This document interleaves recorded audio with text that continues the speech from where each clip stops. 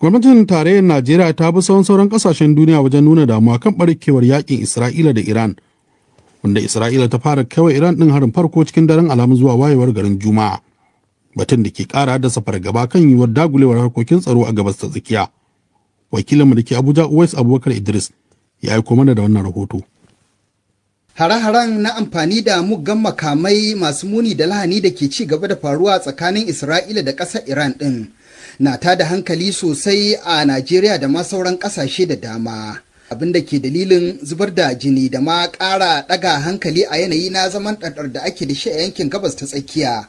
Gwamnatin Najeriya ta kai ga sanya baki a cikin al'amarin. A sanarwar da daraktan yada labaru na ma'aikatar kula da harkokin kasashen wajen Najeriya Nkemebe Ebenefa ya sanya wa hannu. Najeriya ta buƙaci ƙasashen biyu da su sassauta tare da nuna haƙuri domin kawo ƙarshen waɗannan hare-hare. Dr. Faruk Bibi Faruk, masanin siyasar ƙasa da ƙasa ne da ke Najeriya. To ni dai a gani na babbar illar da za ta faruwa akan wannan yaƙi da Isra'ila ta tono na Iran shine kasashe su fahimta, mutanen duniya su gane cewa wato babu wani abu wai tsarin tafiyar da dokoki na duniya da yake dawwamamme da kasashe suke wa biyayya akan dole.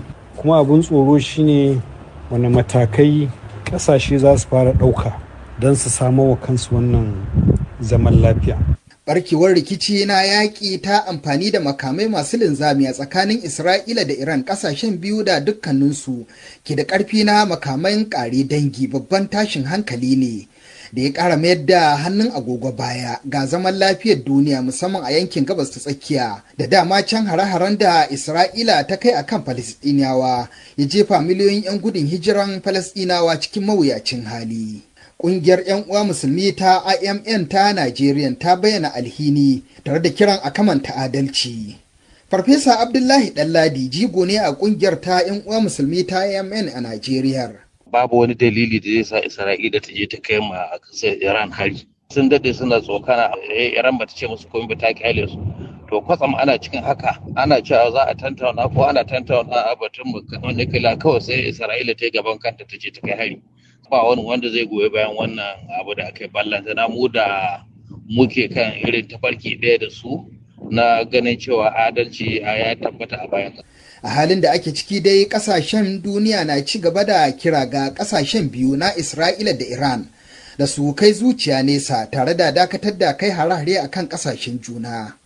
To sai dai ga Dr. Faruk Bibi Faruk na ganin ya kamata a wuce mataki na kushe lamarin ta fatar baka domin ɗaukan matakai na zahiri, musamman ga ƙasashen da ke iya tsawata masu. A gaskiya a yanda abubuwa suke nuna, ƙasa ɗaya ce take da dama akan Isra'ila yanzu da za ta iya tsawata mata, wacce kuma 'yan siyasan ƙasar su kuma Isra'ila tana da dama da su ta take tsawatar musu. Wannan ƙasa ita ce Amurka. Idan Amurka tsawatawa Isra'ila za ta daina kai hari, kuma a yanzu a yanda ake tafiya ba san 'yan Iran ba ne ci gaba da wannan yakin, su ma 'yan Isra'ilan ba jin daɗin yakin yanzu suka fara yi ba, amma suna ganin akwai ɗaurin gindin da zai zo musu daga ƙasashen Amurka da ragowar ƙasashen Turawa. Ƙwararru na bayyana cewa amfani da makamai masu linzami a yaƙi irin wannan yana da mummunan makoma ga rayuwar bani Adama da ma dabbobi da sauran tsirrai.